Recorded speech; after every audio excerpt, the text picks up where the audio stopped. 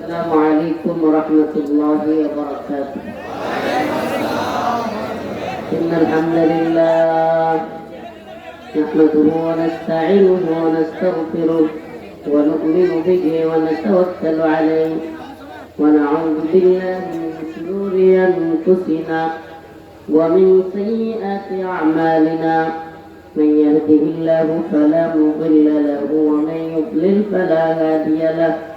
ونشهد أن لا إله إلا الله وحده لا شريك له. أما بعد فأعوذ بالله من الشيطان الرجيم. بسم الله الرحمن الرحيم. محمد رسول الله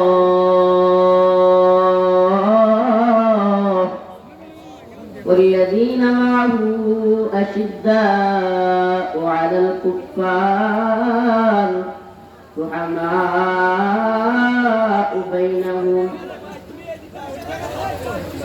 صدق الله مولانا العظيم وصدق رسوله النبي الكريم ونحن على ذلك من الشاهدين والشاكرين والحمد لله رب العالمين. الأهداف foundation ও মোহাম্মদপুর দক্ষিণ পাড়া বাইতুল নূর জামে মসজিদের উদ্যোগে আয়োজিত আজকের এই তাফসীরুল কোরআন মাহফিলের সম্মানিত সভাপতি, সম্মানিত উলামায়ে কেরাম, মুরব্বিয়ানে ইজম, প্রিয় যুবক ভাইরা, স্নেহের ছোট ভাইরা, পর্দানিশীন শ্রদ্ধেয় মা ও বোনেরা, আল্লাহ পাকের দরবারে অসংখ্য অগণিত শুকরিয়া যে আল্লাহ পাক আপনাকে আমাকে কোরআন সুন্নাহ থেকে কিছু কথা বলবার এবং শুনবার তৌফিক দান করেছেন। সেজন্য অন্তঃস্থল থেকে কালিমাতুর সুন্দর শুকর আদায় করে স্বতঃস্ফূর্ত আওয়াজ করে বলে আলহামদুলিল্লাহ। এই উপস্থিতি আমি আপনাদের সামনে ইসলামের মৌলিক একটা আকীদা আল ওয়ালা ওয়াল বারা, আল্লাহর জন্য মুহাব্বত, আল্লাহর জন্য ঘৃণা, এই বিষয়ে কথা বলতে চাচ্ছি। ইসলামের মৌলিক একটা আকীদা আল্লাহর জন্য মুহাব্বত, আল্লাহর জন্য। আমরা কাউকে ভালোবাসবো কার জন্য? কারো বিরুদ্ধে দাঁড়াবো সেটাও কার জন্য? ব্যক্তিগত কারণে না, ব্যক্তিগত কারণে, ব্যক্তিগত খায়সাতের জন্য না। এই দুনিয়ায় আমরা ব্যক্তিগত কারণে অনেক রাইগা যায়। যদি কেউ বলে এটা উত্তর মোহাম্মদপুর দক্ষিণ পাড়া, কথার কথা দক্ষিণ মোহাম্মদপুরে ঝগড়া লাগছে, দক্ষিণ মোহাম্মদপুর আছে না? আচ্ছা, দক্ষিণ মোহাম্মদপুরে তোর ভাইকে কেউ মারছে, কেন মারছে, তার ভাইয়ের অপরাধ কি, না তার ভাইয়ের কোনো অপরাধ আছে না নাই, কিচ্ছু জানার দরকার নাই, লাঠি একটা নিয়ে দে দো, করে কি করে না? কিন্তু আল্লাহর জন্য, রাসূলের জন্য হইলে এতটা খুব অন্তরে আসে না। এটাই কি হবে যে আল্লাহর জন্য মুহাব্বত, আল্লাহর জন্য ঘৃণা। যদি মুহাব্বতটা আল্লাহর জন্য হইতো, দ্বীনের জন্য হইতো, তাহলে ব্যক্তিগত পারপাসে চিন্তা আসবে যে কেন আমার ভাই কি অপরাধ করেছে, কি হয়েছে। আমার আর রাসূলের সামনে যদি হয় কোনো কথা নাই, বার্তা নাই। আল্লাহ নবীকে নিয়ে কেউ কটূক্তি করছে, সাথে সাথে খেতে যাবে। এটা ঈমানি গায়রত, এটা ঈমানি গায়রত। আল্লাহ পাক অন্য এক আয়াতেও মুমিন বান্দাদের পরিচয় ভাবে দিচ্ছেন। ইয়া আইয়ুহাল্লাযীনা আমানু মান ইয়ারতাদ্দা মিনকুম আন দীনিহি ফাসাওফা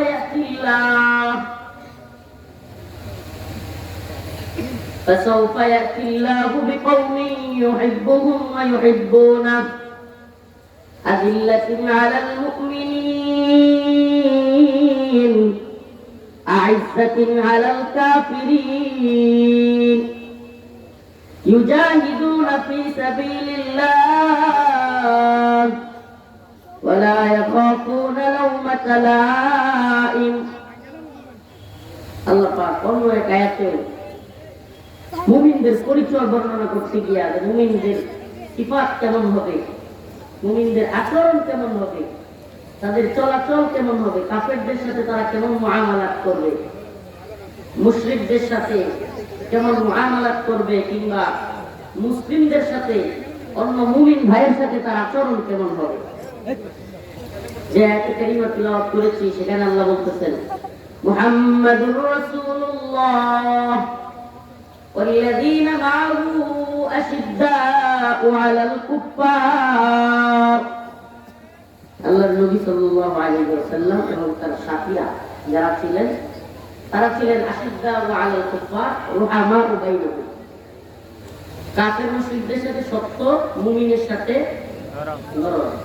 যে আয়াত আগে তিলাওয়াত করলাম এখানে আল্লাহ বলতেছেন আযিল্লাতিন আলাল মুমিনিন, মুমিনদের ব্যাপারে নরম, আইজ্জাতিন আলাল কাফিরিন, কাফেরদের ব্যাপারে শক্ত। ইউজাহিদুনা ফি সাবিলিল্লাহ, প্রকৃত মুমিনের আরেকটা গুণাবলী হলো সে আল্লাহর রাস্তায় জিহাদ করে। ওয়ালা ইয়াখাফুনা লাওমাতা লাইম, নিন্দুকের নিন্দার পরোয়া করে না। নিন্দুকের নিন্দা পরোয়া করে না। নিন্দুকের নিন্দার পরোয়া করা যাবে না। দ্বীনের কাজের ক্ষেত্রে কে কি বলল, দ্বীনের কাজে আপোষকামিতার সুযোগ নেই। দ্বীনের কাজে, দ্বীনের প্রশ্নে, ঈমানের প্রশ্নে ব্যক্তির জরুরত, ব্যক্তির খায়েশাত, এগুলো কোনো জায়গা নেই। ব্যক্তি বিপদে পড়বে নাকি এটারও কোনো জায়গা নেই। কারণ যেখানে ঈমানের প্রশ্ন সেখানে চুপ থাকার কোনো সুযোগ নেই। ঈমানের প্রশ্ন তো মুমিনের সিফাত তো এটা হওয়া উচিত যেটা এতক্ষণ বললাম, যে তারা কাফের মুশরিকদের ব্যাপারে শক্ত।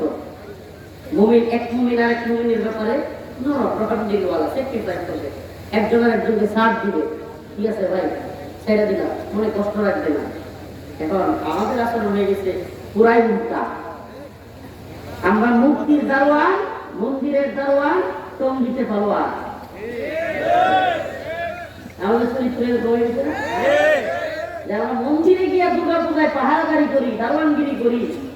মন্দিরের দারোয়ান, টঙ্গিতে গিয়ে আমাদের মুসলমান ভাইদের মাথায় আঘাত করে দেবে।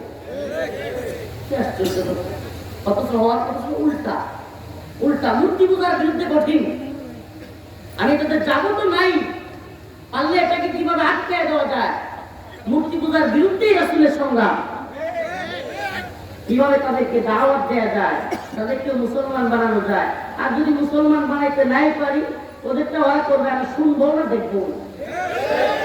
মুমিনের আচরণ হবে এরকম। অথচ এখন কি মন্দিরের দারোয়ান, আর আমি এদেরকে মূর্তির দারোয়ান ডাকি, আর টঙ্গিতে গিয়া দারোয়ান। অথচ হওয়ার কথা ছিল কি টঙ্গিতে দারোয়ান। মুমিন ভাইদের দারোয়ান সবার দরকার ছিল। মুমিনরা আসবে, ইস্তেকবাল করবে। আমার জীবন, আমার বাবা একজন তাবলিগী মানুষ, আপা সমস্ত আমাকে মাদ্রাসায় দিছে বেটা তাবলিগ করে। তাবলিগে গিয়ে বুঝছে, এক লোক একদিন রাগ করে বলেছে, মানে আলেমদের সাথে তো ইসলামীদের দ্বন্দ্ব না, তাবলিগওয়ালা বাবা একদিন রাগ করে বলেছে, হুজুর আমাদের হইতে পারি আলেমদের বাপ। অনেকেই তারা বলছে, এক বেড়া তুই এত বড় কথা কইলি, আমাদের অনেক কোলা বানালে আছে তাবলিগ লেগে আলেমের বাপ। প্রিয় ভাইরা, আমার বন্ধুগণ, আমার তাবলিগে গিয়ে আমার বাবা আমার মাদ্রাসায় দিল। তাবলিগে গিয়া আব্বার কোরআন পড়ার জন্য ফুলছে, দাঁত সব করে দেওয়ার অবস্থা। কোরআন পড়তে গেল, কোরআন পড়তে গিয়া মুরব্বীরা দেখবেন যারা নতুন কোরআন শিখে, হ্যাঁ একটা ওর উচ্চারণ করতে গিয়া কি যুদ্ধ, মনে হয় দাঁতগুলো খুলে বলে দিব। যুদ্ধ শুরু করছে, কারণ আব্বার চিন্তা আসছে, নিজে তো পারলাম না, পুরাটা অন্তর কোরআন শিক্ষা দিয়ে যায়। পরে এক সময় অবশ্য আমি যখন হেফজখানায় পড়ি, তখন আমার কাছে শিখতো আব্বা কোরআন, আমার কাছে বসতো, কিন্তু আমি হেডমাস্টার করাই মাস্টার আছি। আমার পরে আমার বাবা বলে, আমার ছিল একটা ছিল ওর কাছে বলে, আমি একটু পড়া হেডমাস্টার, বেটা তোমার কাছে আল্লাহ বান্দা চলে গেছে, তার জন্য দোয়া করবেন। আমি যখন 17 পাড়ার হাতে আমার আব্বা এই পৃথিবী ছেড়ে চলে গেছেন, সেই স্মৃতি খুব ভয়াবহ। স্মৃতি বলবার সময় সুযোগ নাই ইনশাআল্লাহ।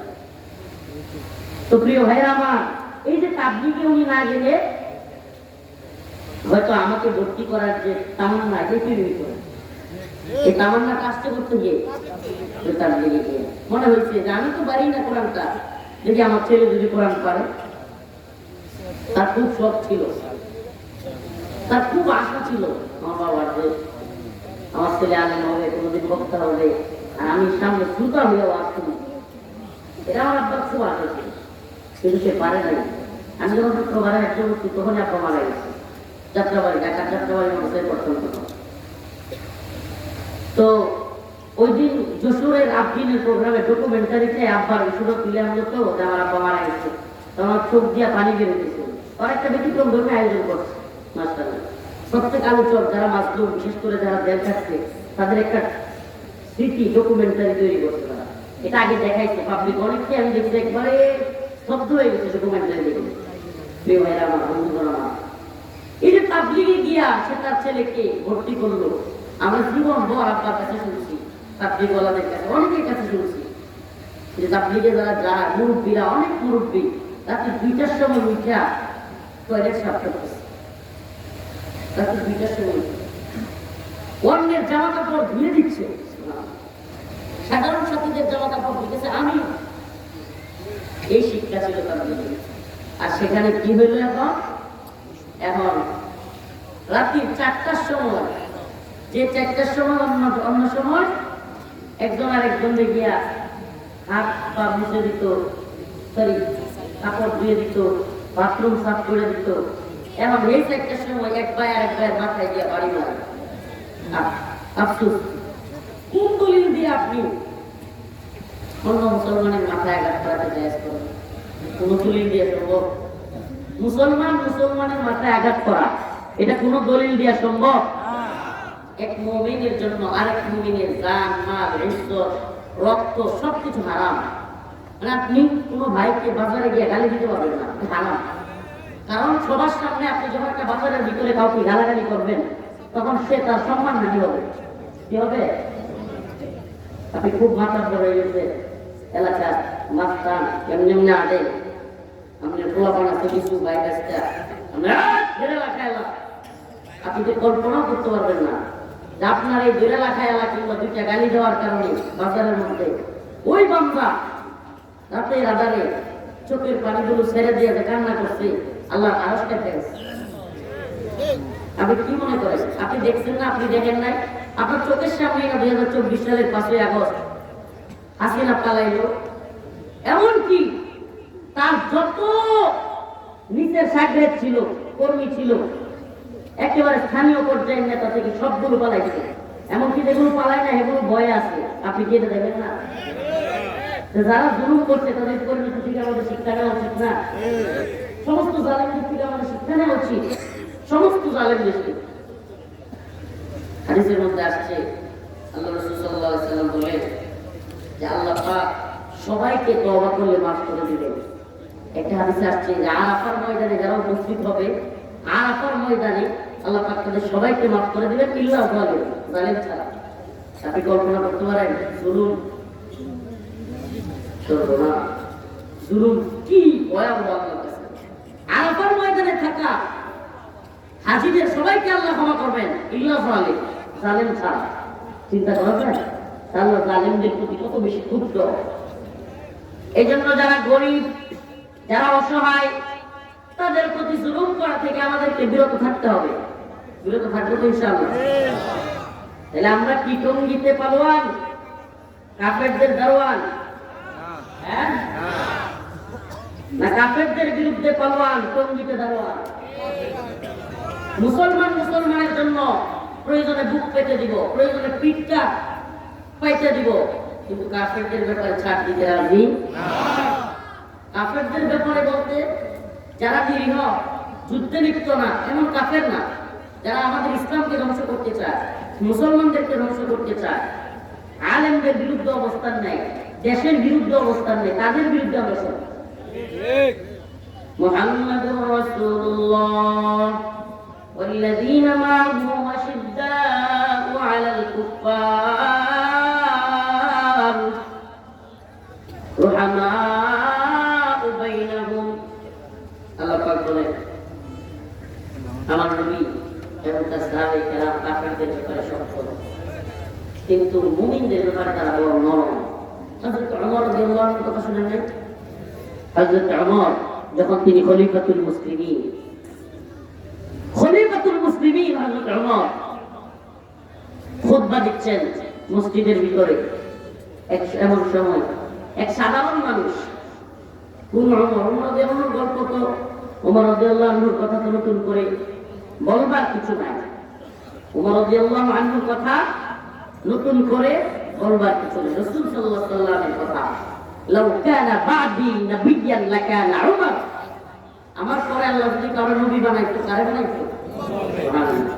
অর্থাৎ এতে বোঝা গেল রাসূলের পরে আর কোন নবী না। তাইলে মির্জা গোলাম আহমদ কাইতে নিয়ে কি কাফের? কাফের নবী না কাফের? হ্যাঁ প্রিয় ভাইরা, প্রিয় বন্ধুগণ আমার, লাউ কানা বাদি নাবিয়্যান লাকানা উমর, রাসূল বলেছেন আমার পরে কেউ নবী হইলে কে হইতো? ওমর। সেই ওমর ইবনে খাত্তাব খলিফাতুল মুসলিমিন। মসজিদের মধ্যে এক সাধারণ লোক বলতেছে, ইয়া ওমর, আপনার গায়ে জামা ভিজে কেন? মানে হলো বাইতুল মাল থেকে প্রত্যেককে একটা একটা কাপড় বন্টন করে দেওয়া হয়েছিল। হযরত ওমর তার গায়ে দুটা কাপড়, মসজিদের অভিতে খলিফাতুল মুসলিমিন, সমস্ত মুসলিমদের খলিফা, শাসক। আমরা বুঝাইতে পারতেছি না, এলাকার চেয়ারম্যান না, মেম্বার না, উপজেলা চেয়ারম্যান না, এমপি না, সমস্ত মুসলিম উম্মার শাসক। আচ্ছা বলেন তো, যদি কোন এলাকার চেয়ারম্যানরেও একজন সাধারণ লোক কয়, তোমার গায়ে এত সুন্দর সুন্দর জামা কাপড়, কাহিনী কি? দুদিন পরে হাত ছুটে থাকবো না? হ্যাঁ, অথচ খলিফাতুল মুসলিমিন হযরত ওমর উনাকে বলতেছে, ওমর তোমার গায়ে জামা ভিজে কেন? হযরত ওমর তাকে আঘাত করেন নাই, মারেন নাই, ধমকি দেন নাই, বললেন, এটা আব্দুল্লাহ, একটু দাঁড়াও, জবাব দাও। আব্দুল্লাহ ইবনে ওমর দাঁড়ায় বললেন, ভাই আমার বাবার গায়েও জামা একটাই থাকতো, কিন্তু আমার বন্টনে যে নতুন একটা দেওয়া হয়েছিল, আমি আমার বন্টনের জামাটা আমার বাবাকে দিয়েছি, এই জন্য দুইটা হয়ে গেছে।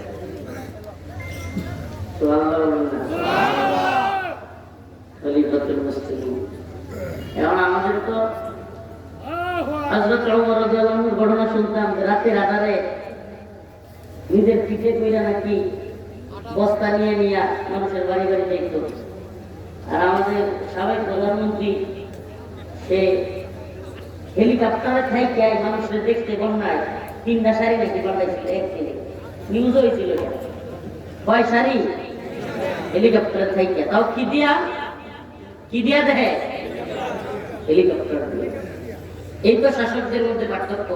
কোন হুজুর অথচ ওমরের কথা বললে কি লাভ আছে? এত দূরে যাওয়ার দরকার নেই, আফগানের দিকে তাকিয়ে দেখে। আফগানের মন্ত্রীরা, এমনকি উচ্চ পর্যায়ের নেতারা, মন্ত্রীরা পায়ে হেঁটে, সাইকেলে করে, অটো রিক্সা দিয়ে অফিসে যায়। এটা যেন খেলাফতের রাশেদার আরেক নমুনা। সুবহানাল্লাহ। খেলাফতের রাশেদার নমুনা এমনিতেই হবে। কোরআনী শাসন ব্যবস্থা চালু হলে এমনিতেই ওই নমুনা চলে আসবে। কেন? কারণ কোরআনী শাসনের অধীনে চুরি করবার কোনো জায়গা নেই। আস-সারিকু ওয়াস-সারিকাতু ফাকতাউ আইদিয়াহুমা, সূর এবং সূরীর সাজা আল্লাহ নিজে কয়ে দিয়েছে, ফাকতাউ আইদিয়াহুমা, তাদের হাত কেটে দেওয়া হবে। সূর চেয়ারম্যান হলো হাত কাটা, এমপি হলো হাত কাটা, মন্ত্রী হলো হাত কাটা, প্রধানমন্ত্রী যদি সূর হয় তার শাস্তি হয়।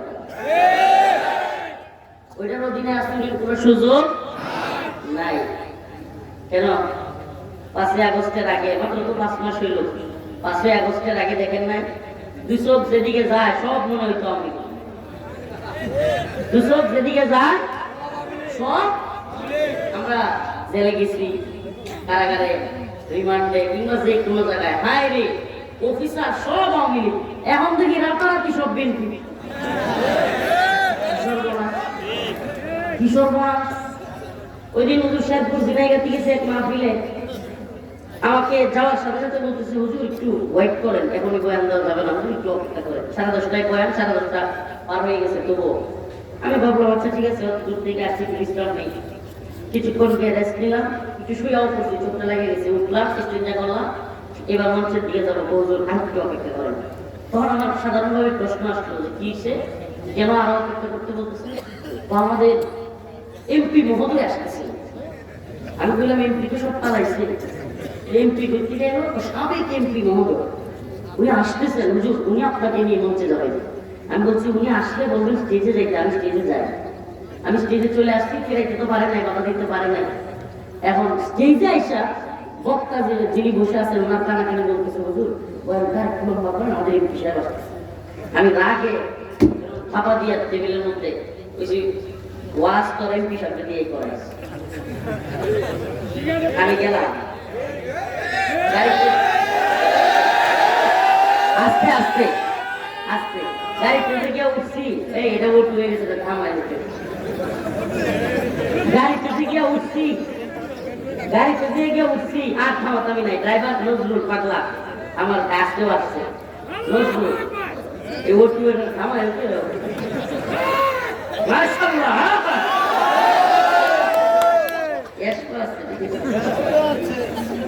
তো বলতেছিলাম নেমে গেছি, নজরুলে বললাম সামনে দিয়ে যেটাই আইব সরাই দিবেন, প্রয়োজনে যাই কি থাকবেন, মানে হালকা হালকা যাবেন আর কি, এতে করে মনে করবো সরে চলে যায়। একবার এইভাবে চলে আসছে। পাবলিকে তো মনে করেন যে পাবলিকে যা ধরা ধরছে একবারে। এই জন্য এই যে কাজগুলো নতুন করে রাতারাতি, ও একটা কথা একটু শুনে শুনে বলে আসছিলাম যে এতদিন এই লোকগুলোই আওয়ামী লীগের সামসামি করতো, এরাই এখন পুরস্কারটা বিএনপি সামসামি। এটা একটু শুনে শুনে বলে আসছিলাম, এরাই চরিত্র পাল্টাইতে এদের ন্যূনতম সময় লাগে না। কারণ বুঝলেন এদেশের গণতান্ত্রিক যত রাজনৈতিক দল আছে এরা আদর্শিক, এদের ন্যূনতম কোনো আদর্শ নাই।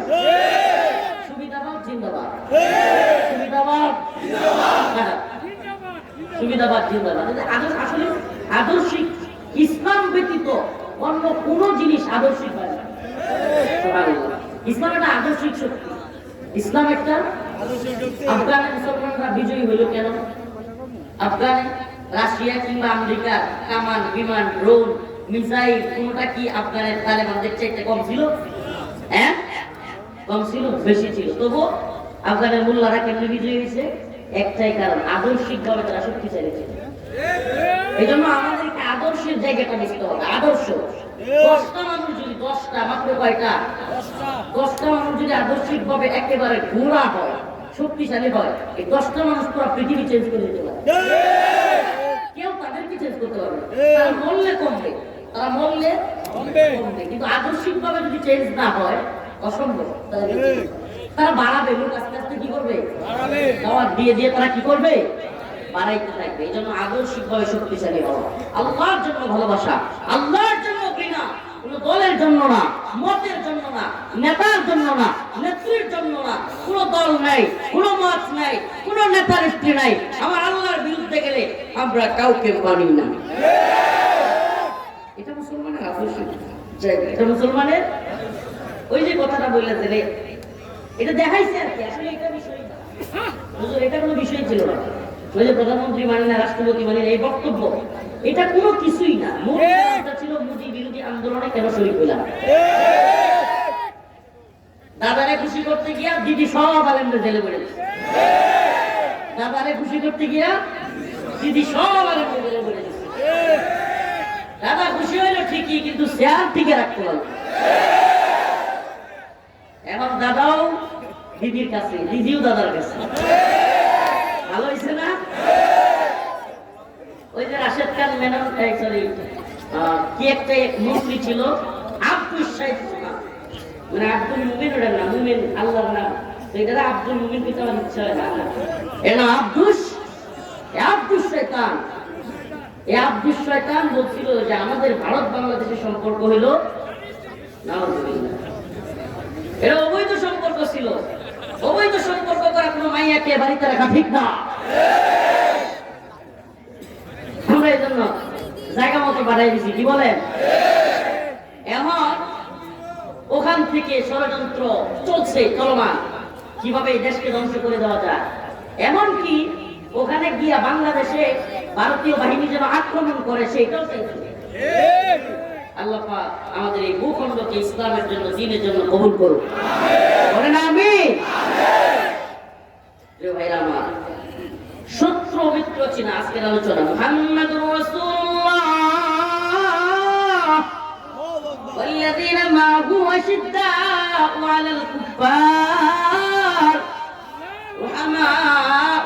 বাইনাহুম। আল্লাহ রাব্বুল আলামিন বলেন, আল্লাহর নবী এবং তার সাহাবায়ে কেরাম আল্লাহর জন্য কাউকে ভালোবাসতেন। আশিদ্দাউ আলাল কুফার, তারা কাফেরদের ব্যাপারে শক্ত। রুহামাউ বাইনাহুম, নিজেরা নিজেদের ব্যাপারে খুবই নরম সফট। হযরত ওমর নিজের ব্যাপারে কত নরম মানুষ, কত নরম মেজাজ দেখালেন। তার ছেলে আব্দুল্লাহকে বললেন, বেটা জবাব দাও। আব্দুল্লাহ, হযরত আব্দুল্লাহ ইবনে ওমর দাঁড়ায় বললেন, ভাই আমার আব্বার গায়েও জামা একটাই ছিল, আমার গায়েরটা বাবাকে দিয়ে দিছি। সুবহানাল্লাহ। সেই হযরত ওমরের কাছে দুই ব্যক্তি হযরত ওমর রাদিয়াল্লাহু আনহুর কাছে বিচার নিয়ে আসছে। হযরত ওমরের কাছে বিচার আনার পূর্বে তারা আরো দুইজনের কাছে গেছিল। কয়জন? একজন হলো হযরতে আবু বকর, আরেকজন হলো জনাবে মুহাম্মদুর রাসূলুল্লাহ। দুইজন লোক, ইহুদি এবং আরেকজন হলো নামদারি মুসলমান। তারা একবার হযরত আবু বকরের কাছে গেছে। হযরত আবু বকর বিচার ফায়সালা দিলেন ইহুদির পক্ষে। রাসূলুল্লাহ সাল্লাল্লাহু আলাইহি ওয়াসাল্লাম কাছে গেছেন, আল্লাহ রাসূলও বিচার ফায়সালা করলেন ইহুদির পক্ষে। আসলে এটা ইসলামের সৌন্দর্য। আপনি মুসলমান হওয়ার যেই হন, সঠিক ন্যায় বিচারের ক্ষেত্রে আপনার বিরুদ্ধে গেলেও ইসলাম এটাই বলে, যার পক্ষে যাবে ন্যায় বিচার, যার পক্ষে যাবে সে বিধর্মী হতে পারে, এতে কোনো ইসলামের কোনো আপত্তি নেই। সুবহানাল্লাহ।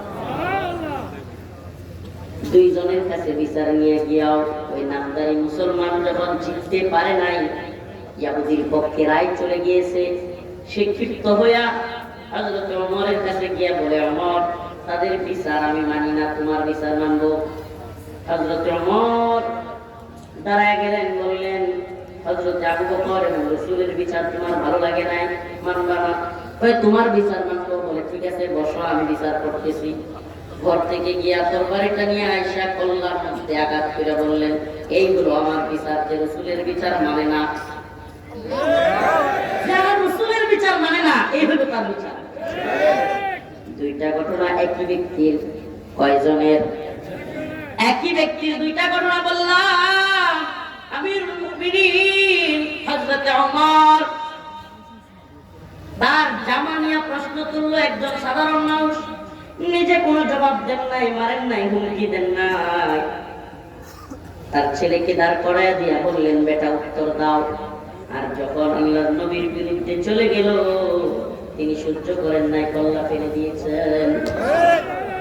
তাইলে বোঝা যায় নিজের আঘাত লাগলে সহ্য করেন, কিন্তু আল্লাহর নবীর বিরুদ্ধে আঘাত লাগলে সহ্য করেন না। সুবহানাল্লাহ। হযরত আবু বকর, যার ব্যাপারে সমস্ত খতিবগণ, সমস্ত জুমার নামাজের ভিতরে সবাই, সমস্ত খতিবরা আরহাম উম্মতি বিউম্মতি আবু বকর বলে, কি বলে না? অথচ এত রহমওয়ালা, নরম দিলওয়ালা আল্লাহর নবীর প্রিয় সাহাবী হযরত আবু বকর, এক ব্যক্তি আয়েশা রাসূলের কাছে বিচার দিচ্ছে, ইয়া রাসূলুল্লাহ, আবু বকর তো আমার মাইরা হইছে। আবু বকর কি করছে? আল্লাহ রাসূল বলেন, না, কি বলো, আবু বকর মারবে? হযরত আবু বকরকে ডাকলেন, আবু বকর আপনি তাকে কি মারছেন? হযরত আবু বকর বললেন, ইয়া রাসূলুল্লাহ, হ্যাঁ। আল্লাহর নবী বললেন, কেন মারলেন? হযরত আবু বকর বলেন, ইয়া রাসূলুল্লাহ, আমাকে নিয়ে যদি কিছু বলতো, আমার বাবারে নিয়ে কিছু বলতো, আমি তারে কিচ্ছু বলতাম না, কিন্তু আমার আল্লাহর সে ফকির কইলা গালি দিছে,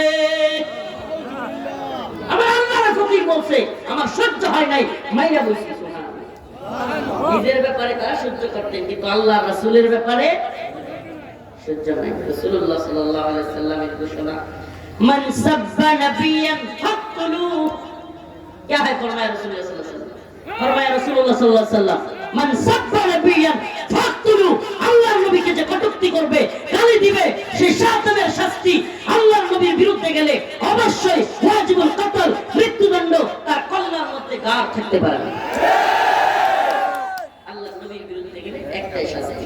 এই ব্যাপারে আমরা আপোষহীন, আমরা কোনো আপোষ বুঝি না, পররাষ্ট্র নীতি বুঝি না, স্বরাষ্ট্র নীতি বুঝি না, বহির্বিশ্ব কি বলবে সেটা বুঝি না, পৃথিবী কি বললো দেখবার টাইম নাই, কোনো কূটনীতি, কোনো রাজনীতি আমাদের বুঝবার টাইম নাই। আমাদের রাসূলকে কটূক্তি করার সাথে সাথে তার শাস্তি মৃত্যুদণ্ড।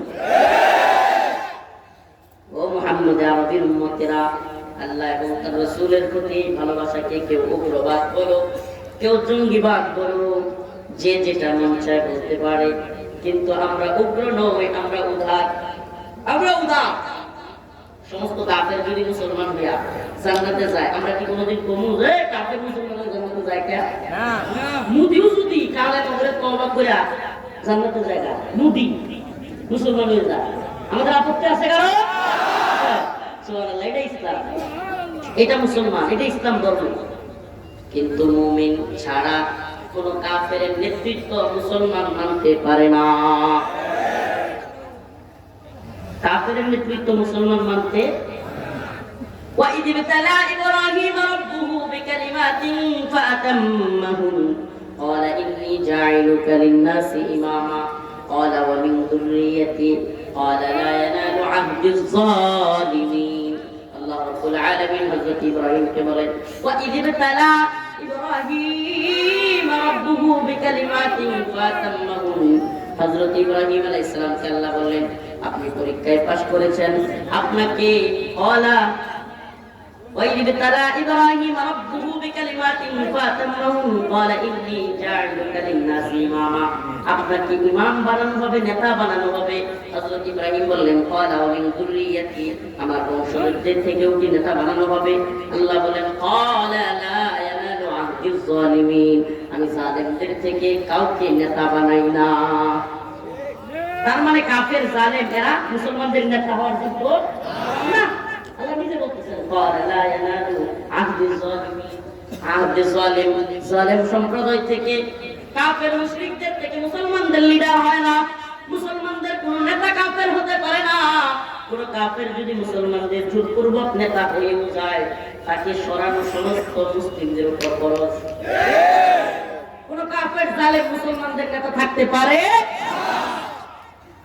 মুমিনদের নেতা হবে মুমিন। এজন্য আমি স্লোগান কারাগার থেকে বের হওয়ার পর থেকে স্লোগান দিচ্ছি, ইম্মা শরিয়া ওয়া ইম্মা শাহাদা, হয়তো শরীয়ত নয়তো শাহাদা, হয়তো শরীয়ত শাহাদা।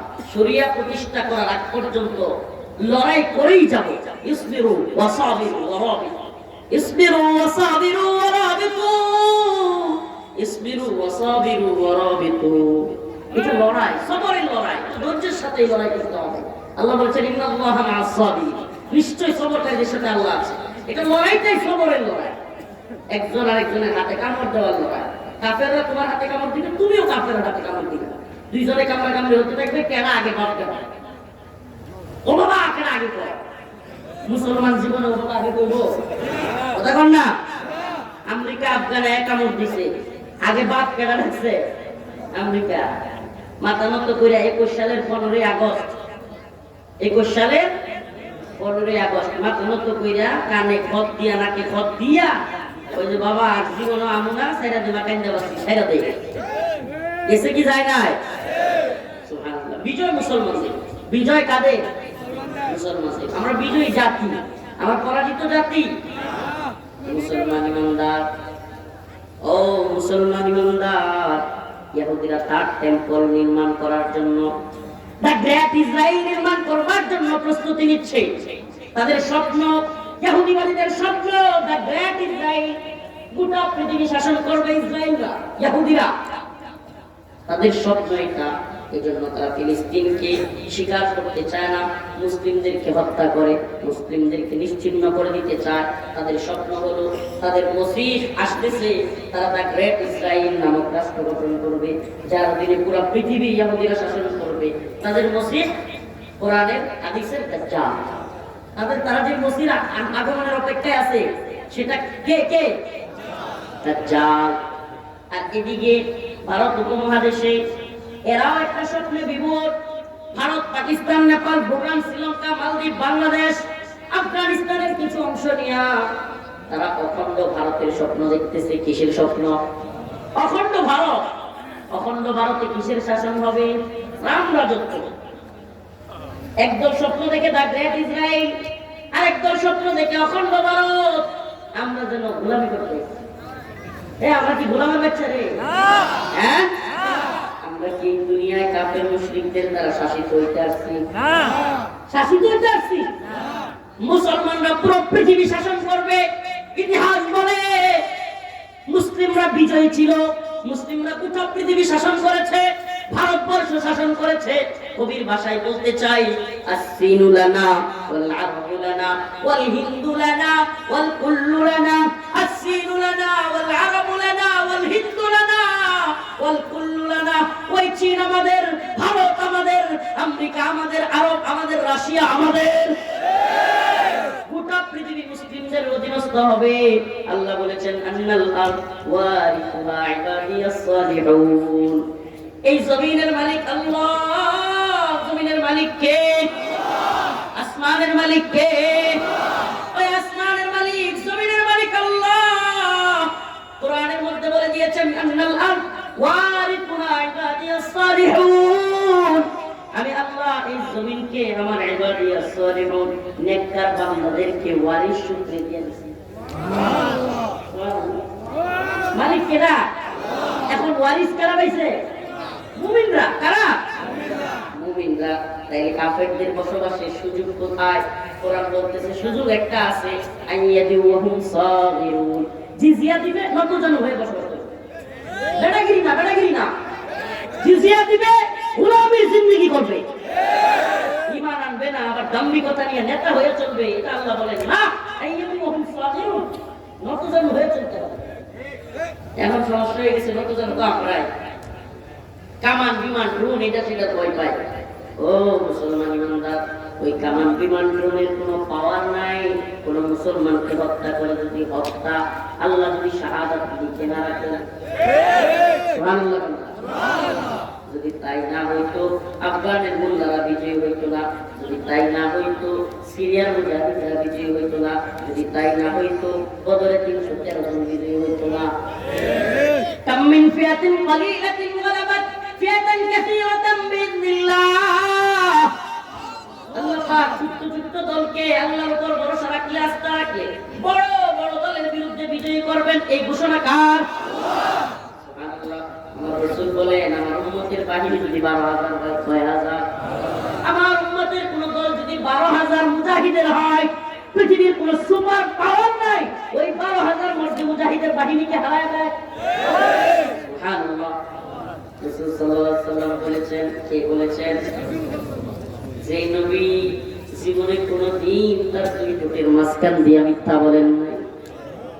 মক্কা কাফের মুশরিকরা পর্যন্ত এই কথা স্বীকার করত, বলতো মুহাম্মদ জাদুঘর, মুহাম্মদ পাগল, মুহাম্মদ গণক, নাউযুবিল্লাহ। কিন্তু কোনদিন রাসূল সাল্লাল্লাহু আলাইহি ওয়াসাল্লামকে পাগল বলে না, মিথ্যুক বলে না।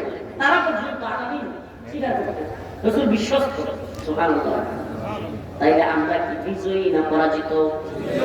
আমরা কি ওই তার টেম্পল কিংবা ইহুদিবাদীদের গ্রেট ইসরায়েলের অধীনে থাকতে চাই, কিংবা ভারতের অখণ্ড ভারতের রামরাজত্বের অধীনে থাকতে চাই? আমরা তো গোটা পৃথিবী শাসন করব। ওয়াল্লাযী আরসালা রাসূলাহু বিল হুদা ওয়া দীনিল হক ইযহিরাহু আলা দ্বীনি কুল্লি। এই দ্বীন আসছে বিজয়ী হইয়া সমস্ত দ্বীনের উপরে জায়গা দেওয়ার জন্য।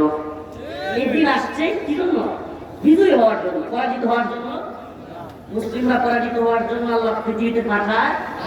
আল্লাহ পাক আমাদেরকে বিজয়ী জাতি হিসেবে কবুল করুন, বলেন আমিন। চিল্লায়ে বলেন আমিন। তাইলে আমরা কি ভারতের অখণ্ড ভারতের রামরাজত্ব কায়েম করনেওয়ালা ওই হিন্দুত্ববাদী মুশরিক মাল্লামদেরকে দেখা ভয় পায় না? ভয় পায়?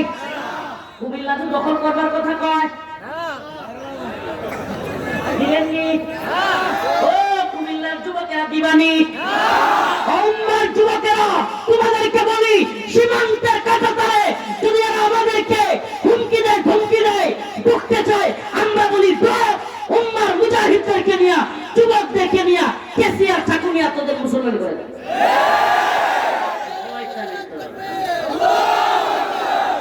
একটা জায়গা নাই না?